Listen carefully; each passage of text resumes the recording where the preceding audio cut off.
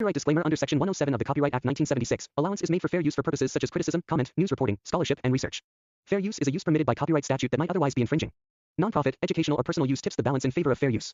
அக்கா தம்பி அண்ணன் தங்கச்சியோட ரிலேஷன்ஷிப்பை இன்னமும் ஸ்ட்ராங் அண்ட் ஸ்வீட் ஆக்கக்கூடிய ஒரு ஃபெஸ்டிவல், ஒரு பாண்டிங்கை கிரியேட் பண்ணக்கூடிய ஒரு நாள் தான் இந்த ரக்ஷாபந்தன். இந்த நாள் அன்னைக்கு அப்படி என்னதான் பண்ணுவாங்க? பொதுவாகவே ரக்ஷாபந்தன் அன்னைக்கு கேர்ள்ஸ் அவங்களோட அண்ணன் தம்பிக்கும் அண்ணன் தம்பியா நினைக்கக்கூடிய அந்த பர்சனோட ரிஸ்ட், அதாவது மணிக்கட்டில் ஒரு த்ரெட்டை கட்டுவாங்க. அவங்களோட அண்ணன் தம்பி அவங்களுக்கு நிறைய கிஃப்ட்ஸ் அண்ட் பிளெஸிங்ஸ் கொடுப்பாங்க. அது மட்டும் இல்லை, இப்போதான் இம்பார்ட்டன்டான பார்ட்டே வருது. லைஃப் லாங் இவங்கள ப்ரொடெக்ட் பண்ணுவாங்கன்னு ப்ராமிஸ் பண்ணுவாங்க. அந்த பொண்ணோட வாழ்க்கை ஃபுல்லா எந்த ப்ராப்ளமும் வராம பார்த்துப்பேன்னு சொல்ற விதமா ஒரு ப்ராமிஸ் தான் இந்த ரக்ஷாபந்தன். ஆனா முதல்ல ரக்ஷாபந்தன் எப்போ ஆரம்பிச்சது? எப்பல இருந்து மக்கள் இதை கொண்டாட ஆரம்பிச்சாங்க? இத பத்தி பார்க்கும்போது இதுக்கு பின்னாடி ஏகப்பட்ட புராதன கதைகள் இருக்கு. ஆனா ரொம்ப நம்பக்கூடிய 2 கதையை தான் நம்ம இந்த வீடியோல பார்க்க போறோம். சோ ரக்ஷாபந்தனோட ஹிஸ்டரியை ஃபுல்லா தெரிஞ்சுக்க வாங்க வீடியோக்குள்ள போகலாம்.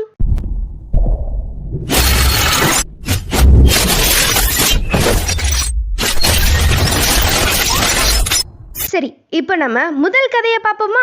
இது லார்ட் விஷ்ணு, லக்ஷ்மி அப்புறம் மகாராஜர் பாலியோட கதை. மகாராஜர் பாலி விஷ்ணுவோட தீவிர பக்தர். அவர் ஒரு நாள் பண்டிதர்லாம் கூப்பிட்டு வச்சு 101 யாகங்களை பண்ணிட்டு இருந்தாரு.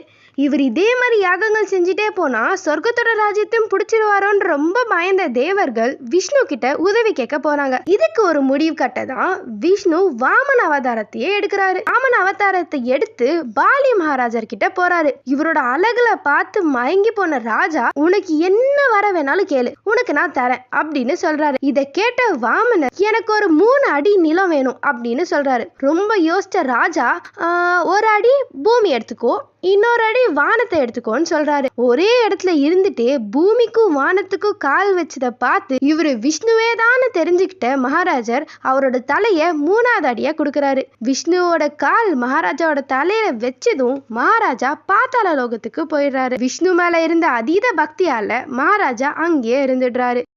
அதுக்கப்புறமும் விஷ்ணுவை நினைச்சு தவம் பண்ண ஆரம்பிக்கிறாரு. இந்த அதீத பக்தியை பார்த்துட்டு விஷ்ணு திரும்ப பாலி மகாராஜாக்கு காட்சி கொடுக்கறாரு. உனக்கு என்ன வரம் வேணும் கேளு அப்படின்னு விஷ்ணு சொல்றாங்க. இந்த வாட்டி ராஜா விஷ்ணுவை எப்பயுமே நான் உன்னை பார்த்துக்கிட்டே இருக்கணும், அதனால நீ என் கூட இருந்துருன்னு சொல்லி விஷ்ணுகிட்ட கேட்கிறாரு. விஷ்ணுவும் இதுக்கு ஒத்துக்கிட்டு ததாஸ்து அப்படின்னு சொல்லி அங்கேயே இருந்துடுறாரு. இதை தெரிஞ்சுக்கிட்ட லக்ஷ்மி, நான் விஷ்ணு வராம எங்கே போக மாட்டேன், நான் இங்கே தான் இருப்பேன், விஷ்ணுவை திரும்பி கொண்டு வர என்ன பண்ணலான்னு யோசிச்ச லக்ஷ்மி ஒரு நாள், அதாவது ஸ்ரவன் சுக்லா பூர்ணிமா அன்னைக்கு பாதாள லோகத்துக்கு போறாங்க. பாலிய அவங்களோட அண்ணனா நினைச்சு அவரோட கையில ஒரு கயிறு கட்டுறாங்க. இதை பார்த்து பூரிச்சு போன பாலி, உனக்கு என்ன வேணுமோ கேளு, நான் உனக்கு கொடுக்குறேன்னு சொல்றாரு. இதை கேட்டதும் லக்ஷ்மி, என்னோட கணவரை என்கிட்ட கொடுத்துருங்க, நான் அவரை வைகுண்டத்துக்கு கூட்டிட்டு போறேன்னு சொல்றாங்க. இதை கேட்டதும் விஷ்ணுவை கூட்டிட்டு போக ஒத்துக்கிறாரு.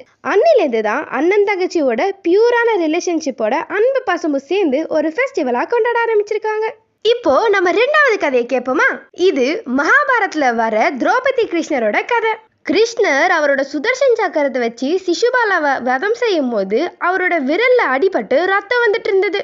இதை பார்த்த திரௌபதி அவங்களோட புது சாரிலேருந்து ஒரு பகுதியை கிழிச்சு கிருஷ்ணரோட விரல்ல பேண்டேஜ் மாதிரி கட்டி விட்டுடுறாங்க. இதை பார்த்து மனசு உருகிய கிருஷ்ணர் திரௌபதி கிட்ட, உன்னை நான் லைஃப் லாங் ப்ரொடெக்ட் பண்ணுவேன், அது மட்டும் இல்லாம உன்னோட எல்லா கஷ்டத்துலயும் நான் கூடவே இருப்பேன்னு சொல்றாரு. அதே மாதிரி ஒரு நாள் துரியோதனும் துஷாசனும் திரௌபதியை அசிங்கப்படுத்தணும்னு நினைச்சு சாரியை இழுக்கும் போது கிருஷ்ணர் அந்த மாதிரி எதுவுமே நடக்க விடாம பார்த்துக்கிட்டாரு. திரௌபதியோட மானத்தையும் இவர் கொடுத்த ப்ராமிஸையும் காப்பாத்தினாரு. இந்த கதையிலேருந்து அண்ணன் தங்கச்சிக்கும் அக்கா தம்பிக்குள்ள நடுவில் இருக்க அந்த பாண்ட் ரொம்பவே ஸ்ட்ராங் அண்ட் அன்பிரேக்கபிளா இருக்கிறத பார்க்க முடியுது. ஸோ கேர்ள்ஸ், இந்த ரக்ஷாபந்தனுக்கு நம்ம பிரதர்ஸ் கிட்ட கேட்குற விஷய கொஞ்சம் மாடிஃபை பண்ணுவோமா? ராக்கி கட்டுற இந்த அக்காவோ தங்கச்சியோ மட்டும் இல்லாம இதை தாண்டி மற்ற கேர்ள்ஸையும் சேர்த்து ப்ரொடெக்ட் பண்ண சொல்லுவோமா?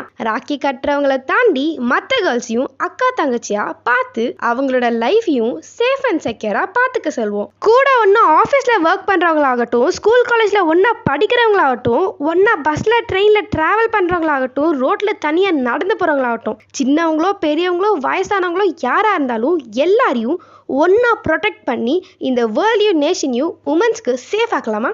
ராக்கி கட்டினா மட்டும்தான் சிஸ்டர்ஸா என்ன? ஒரு ஸ்டெப் நீங்கள் எடுங்க.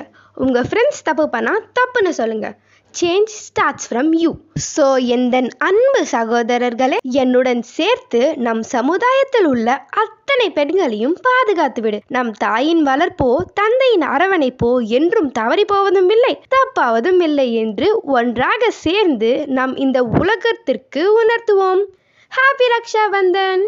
உங்களுக்கு எங்கள் வீடியோ பிடிச்சிருந்தா லைக் பண்ணுங்கள், சப்ஸ்கிரைப் பண்ணணும்னு நினச்சிங்கன்னா சப்ஸ்கிரைப் பண்ணுங்கள், பக்கத்தில் இருக்க பெல் பட்டனை கிளிக் பண்ணுங்கள். அப்போ தான் உங்களுக்கு நோட்டிஃபிகேஷன் வரும் நாங்கள் ஒரு தடவை வீடியோ அப்லோட் பண்ணும்போது.